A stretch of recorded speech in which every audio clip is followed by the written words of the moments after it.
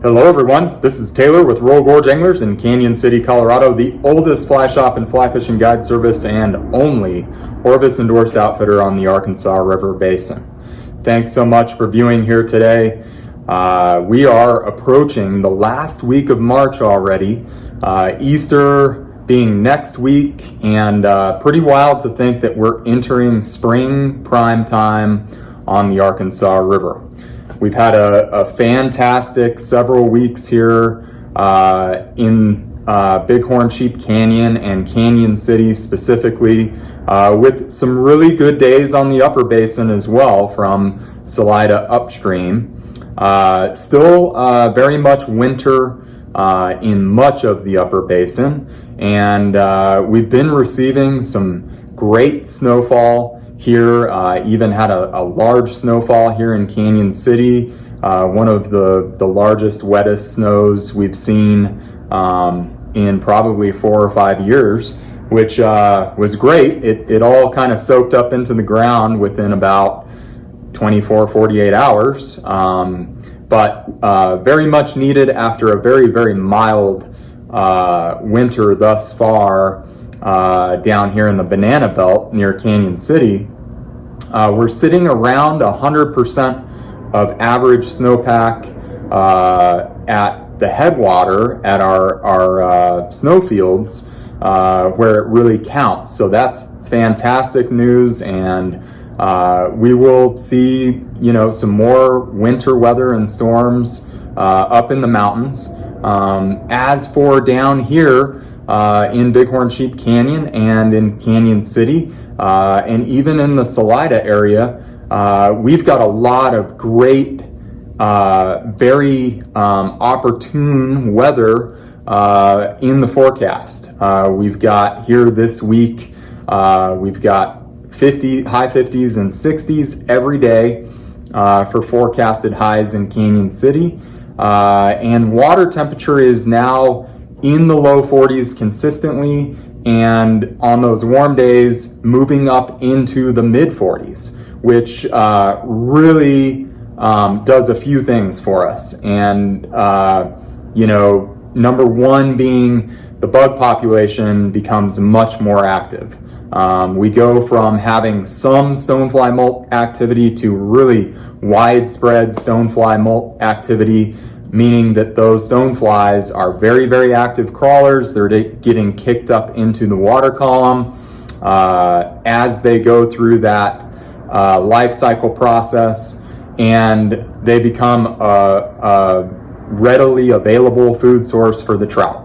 And our trout population has definitely been keyed on stoneflies for the last month or so, but that will only continued to ramp up on the entire Arkansas River Basin. So keep that in mind. That is one of our focal points, certainly, as we roll through the spring months in the nymphing game specifically. Also within the microinvertebrate population, we have now an enormous population of mature blue-winged olive nymphs, and we're beginning to see some localized and sometimes even strong blue-winged olive hatch activity, especially in Bighorn Sheep Canyon. We've seen some large hatches in Canyon City, and especially what we're looking for there are those cloudier, overcast days. That's really what mayflies prefer for large hatch activity. However, we will see some localized blue-winged olive hatches every day of the week. We're at the point now where, if you pumped a fish or took a seine sample, that those blue-winged olive nymphs are very, very mature, and we're just at that stage of their life cycle where they will be hatching consistently. Also within our bug population, we've still got very, very active midge population, especially in the mornings. Midges are always, going to be in the wheelhouse, and the free-swimming caddis larva population is very, very active. So those size 14 and 16 larger free swimming caddis larvae will be key flies in your arsenal as we approach fishing the Arkansas Freestone in March and April. Also, crane fly larvae. A lot of crane fly larvae in the water column and will continue to be a staple for us. And then there are a few kind of outliers. Obviously, streamer fishing, once we hit the mid 40 degree window, becomes a very, very viable option. And we've even had some fair productivity in the low 40 degree water temp window. When we begin to see consistent water temperature in the mid 40s, which I expect to see this week with the warmer temperatures in Bighorn Sheep Canyon and Canyon City, streamer fishing really should be something you should consider. Obviously, we are streamer fanatics here at Royal Gorge Anglers. You can see our built out streamer wall. We've got so many great options there for you. And don't be afraid to throw something large out there, especially for those larger predatory rainbows and browns. And with the rainbow population, some of them in spawning mode, some of them in post-spawn, some in pre-spawn. We've got a good mix out there. There will be some larger rainbows that are very predatory and territorial, and absolutely a good focus if you want to get into a bigger fish to have that streamer game ready when you're out there. Doesn't mean you have to only streamer fish. Keeping that as a secondary or tertiary rod is always a great way to go, though. We will continue to see some, really a focus on nymphing here in late March with some great blue winged olive and midge hatch activity. And it's really just going to build and build and build as we move through into April. Of course, looking out, we've got some really, really great caddis opportunities starting in about mid-April in Canyon City and progressively moving up the river depending on what the weather does and different things there. That is very water temperature dependent. We're looking for water temperatures in the low 50s typically to really get that ramped up.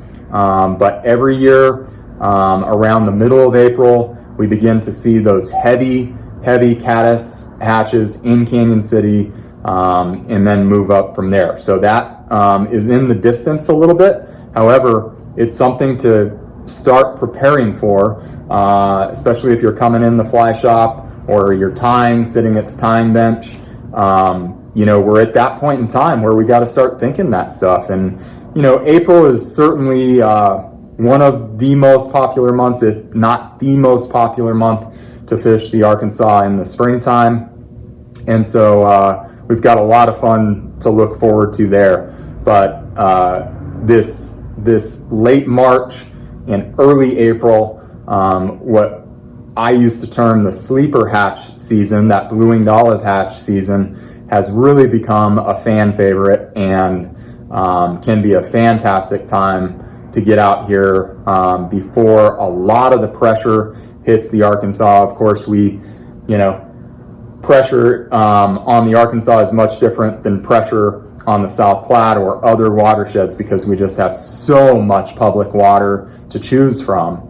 However, as we get into the months of April and May, when that caddis hatch activity is very known to be a primary, there will be more and more people on the water. That's just how it is. And, just in general, later in the spring, more and more people on the water. So really encourage you to get some days on the water here in late March and April. We do have some guide availability still. It is really closing up in the month of April. A lot of our prime dates are, really getting tight.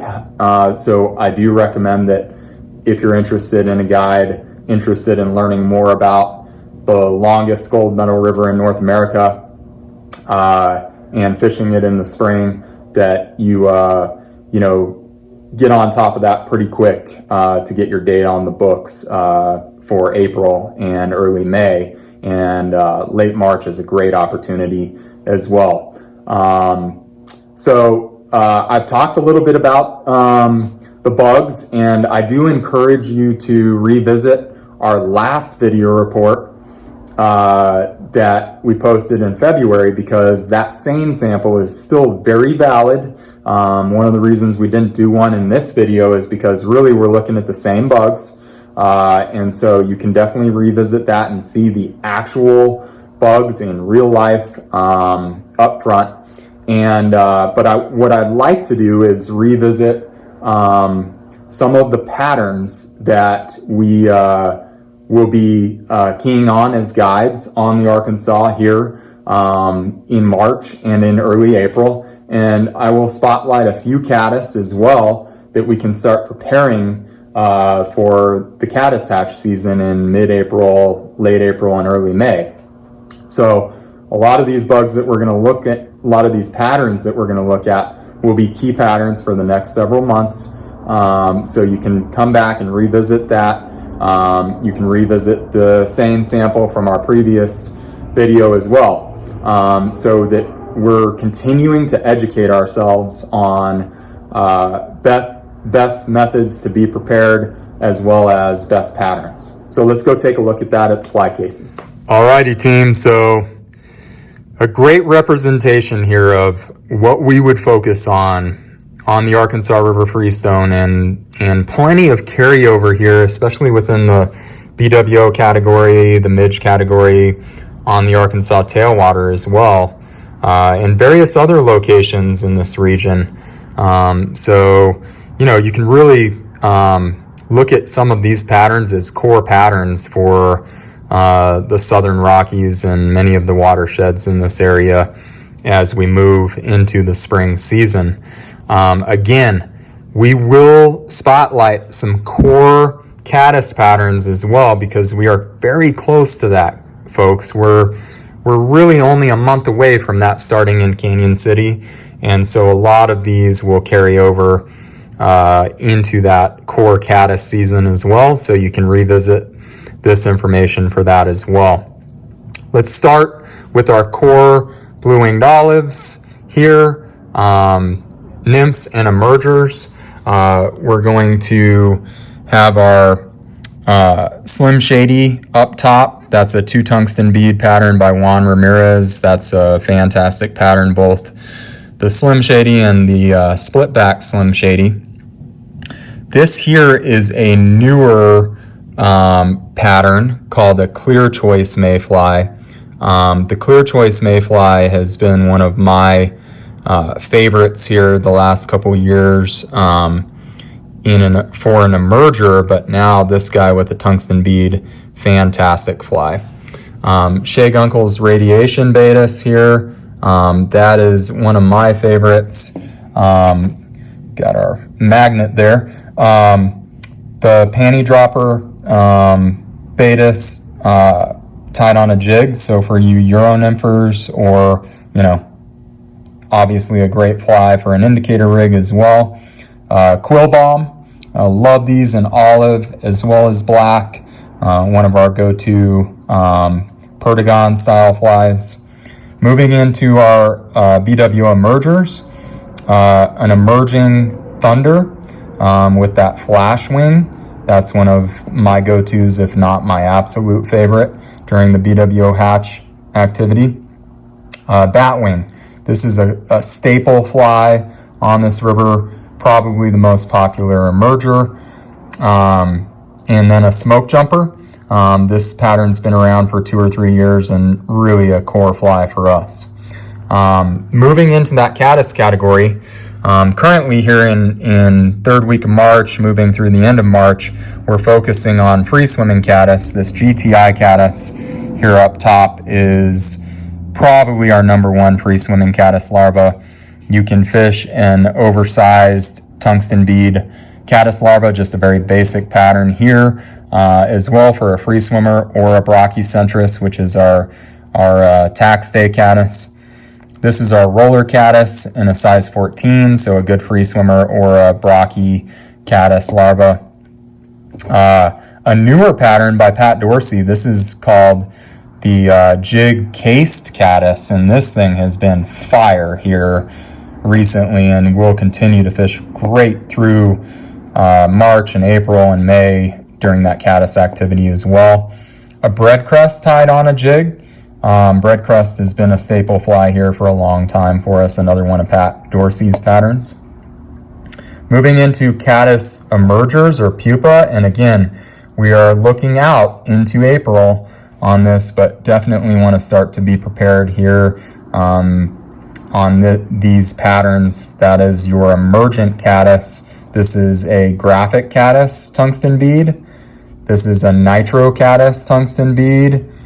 And this is a emergent sparkle wing caddis. This is Gary LaFontaine's bubble pupa, as we used to call it. Just a standby on this river during the caddis activity. As soon as those caddis become, active, they'll start to eat this stuff. But currently in late March, your case caddis will be key, your free swimming caddis larva, and those will continue to roll through April and early May as well. Stonefly category, like we talked about, our stoneflies are molting, so you'll see I've got a couple darker patterns here, I've got a couple lighter patterns here. Just depending on where you are on the river, they may be more tuned into a darker style pattern like a tongue teaser or a 20 bomb. This is more your rubber leg style stone. That's Frank Smethurst 20 bomb, 2 tungsten beads, fantastic fly here. 2-bit stone, that's one of my go-tos. Probably my favorite pattern on this river for that lighter golden stone. And 3 tungsten beads on that guy, so it gets down nice. This is a problem child, one of our go-to stonefly imitations, more of an attractor for sure, but has been fishing very, very well here recently.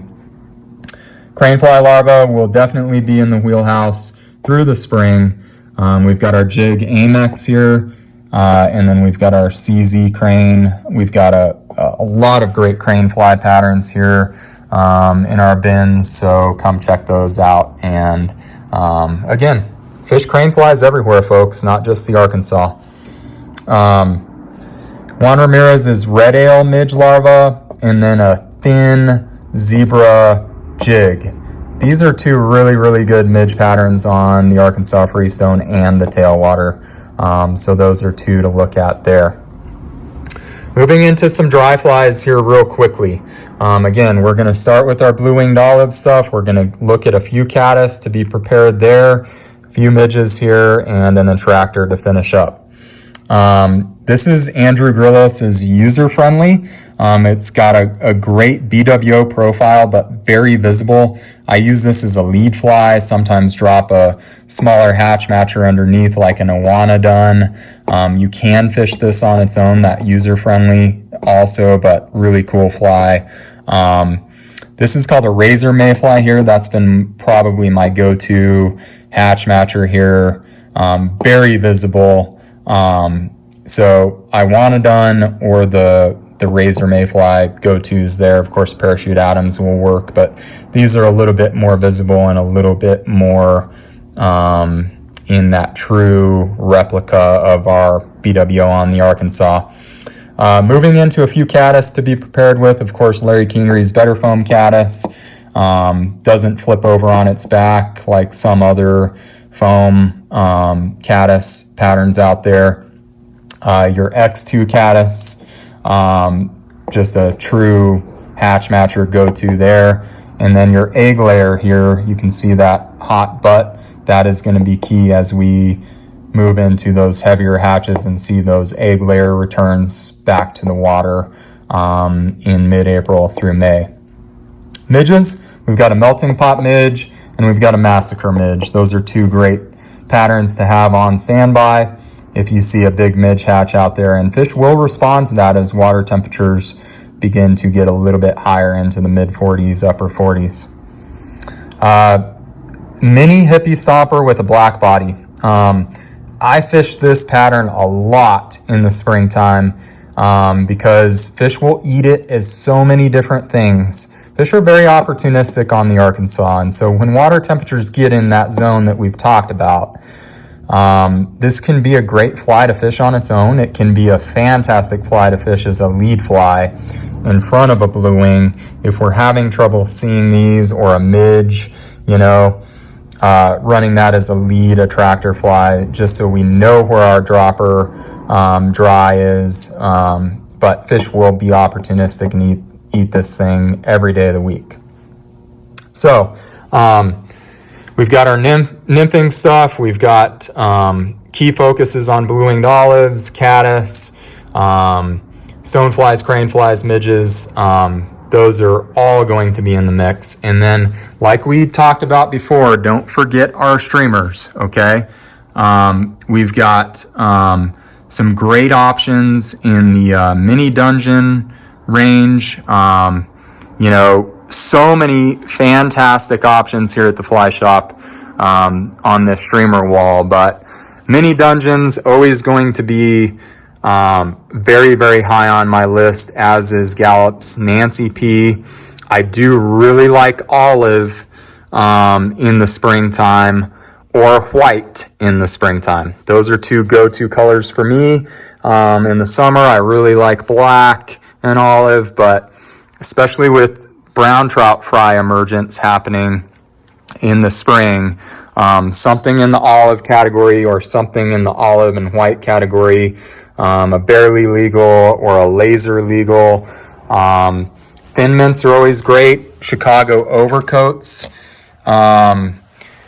So many things to choose from here at Royal Gorge Anglers on the streamer wall. These mini circus peanuts are fantastic in olive as well. So definitely swing by, check out the streamers. A lot of good options there, and more than anything, it's understanding how to present the fly, how to rig, how to be in the correct water depth on streamers, how to move the fly. But there are some tricks of the trade on color and size and different things there that we're happy to help you with here at the fly shop. Alrighty, folks. So hopefully a look at some of our key patterns is a helpful tool for you. We at Royal Gorge Anglers are first and foremost about education. There's no secrets here. We don't keep these patterns close to the cuff. We're here to make you a more successful angler out there, so that you can have a more enjoyable day on the water. We've always been about that. Of course, we'd love to have you come in here and buy a few of these flies to help support the fly shop. Definitely still a small business here, and wouldn't be here without your great support. So we very much appreciate that. But we're here to educate you. So a little bit more about how we need to approach the river in the spring. Late winter and early spring typically focus on those winter feeding lives. So those areas of least resistance, that walking speed current, so deeper tail outs, things of that nature. That's where most of our trout population will reside in that window of time.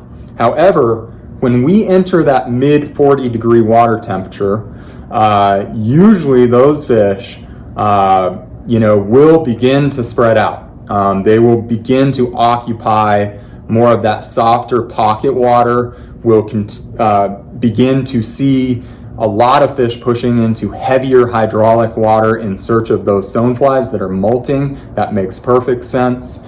As anglers, we need to begin to cover a little bit more water and assume that fish could be in a lot of different types of water. Again, it's key to have a thermometer on you so that you can use that not only in the summer months when we have hotter water and we're really focused on protecting the fish, but also in the spring when we're interested in, okay, where are fish at and what are bugs doing, understanding those key water temperatures, and how they affect bug population and how they affect where fish will be. So what I think about as a guide of over, close to 20 years on the river, I think 18 years this year, I think about that mid 40 degree water temperature as a key focal point to start to see fish begin to spread out and occupy more variable water instead of just those deeper tailouts and walking speed current. Now, I do find a lot of fish in more soft water in the spring. That's just very typical, but doesn't discount that heavier riffle water, and I will always throw some casts in there and just continue to cover water to really make sure we take advantage of those fish that are searching for stoneflies in that heavy oxygenated water. During blue-winged olive hatches, we will continue to see fish congregating in deeper tailouts in those big long slicks, because that's where a lot of those bugs will end up during that hatch activity. A lot of those bugs will hatch in heavier riffles in the deeper tailouts, but they'll really end up on those seams, those deeper seams, tailouts, and foam lines. And so if we're seeing that heavy hatch activity, that's where a lot of those fish will be, and that's what we want to focus on there. Same for our caddis activity upcoming. We'll see a lot of fish congregating in that type of water, when we see a lot of caddis on the water. So those are things to understand there. As far as rigging is concerned, we'll, again, like I mentioned before, continue to focus on nymphing as a primary. Keep that dry fly rod ready to roll, whether it be blue-winged olive or caddis. You want to be prepared with both as we, March and April continue to progress. Obviously in March and early April, that's going to be more blue-winged olive midge focused, then moving into caddis later. And then streamer rod, for me, many times I will be out there only streamer fishing. That's just what I really enjoy to do. So that's my number one rod. But for many anglers, I do recommend that as a secondary or tertiary rod. And don't be afraid to throw those larger streamers, like I showed in the pattern assortment earlier. So with streamer fishing, we're covering water. That is the key. Okay, we're just covering as much water as possible.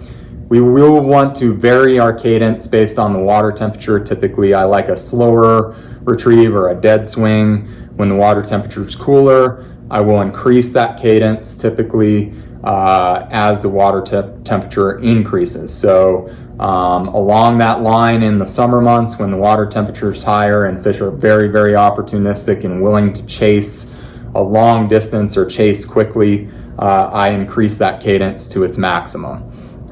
Whereas in the spring, it's usually a little bit slower, long, slow strips on retrieves, things of that nature. Okay, so a lot of information to consume there. Here is what we are here to do. We're here to assist you along the way. We have a fantastic guide service here. Highly encourage you to take advantage of that. Great knowledge base, and if you are looking for a leg up, whether it's just a half day, we have 2-hour skill workshop trips that you can just book a 2-hour course. If you want to brush up on a specific technique or learn a couple spots or different things there, that's available to you. Check them all out on our website, whether it be a half day, a 2-hour, a full day. If you want to do multi-days, of course, we guide on not only the Arkansas, but also the South Platte. We have backcountry options. We have stillwater options on Spinney, Antero, and 11 Mile. Our powerboat season will be ramping up here in the spring. As soon as those ramps are open, we'll be up there doing that. We also have drift trips on on rafts on those reservoirs, and just so many great options to choose from. So highly encourage you to, if you haven't experienced one of our guides, to get out there and really, take your game to the next level. Work on those skills, learn a little bit more about the river, the bugs, the patterns, how to approach it. That is the most valuable tool you can dedicate to yourself. We're here at the Fly Shop to help every day of the week. We're here in the spring from 8 to 5 p.m. Monday through Saturday, 8 to 1 on Sunday, and those hours will widen out as we get into the summer season and things get earlier and earlier. But we are here to help you. If you want to call 888-994-6743, you can email us at info@royalgorgeanglers.com. You can visit us on the website and chat with us. We've got a live chat line as well. So that's an easy method to get in touch with us. But stop by the Fly Shop. Grab a few bugs that we talked about. We very much appreciate the support there. We've got so much great equipment here at the Fly Shop, all the major brands, all of the premium brands, premium flies, fantastic logo hats, whether you need some new waders and boots, maybe a new rod. We've got a lot of great opportunities there, and we very much appreciate your patronage as a small business. This is now our 34th year in business, pretty amazing, and we couldn't do it without your support. So thank you so much. We hope you have a fantastic day out there on the water and enjoy this spring fishing on the longest gold medal river in North America.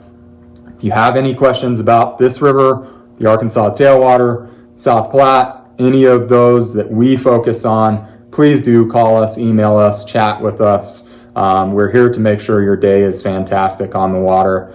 Thanks so much for viewing. Come back to see us.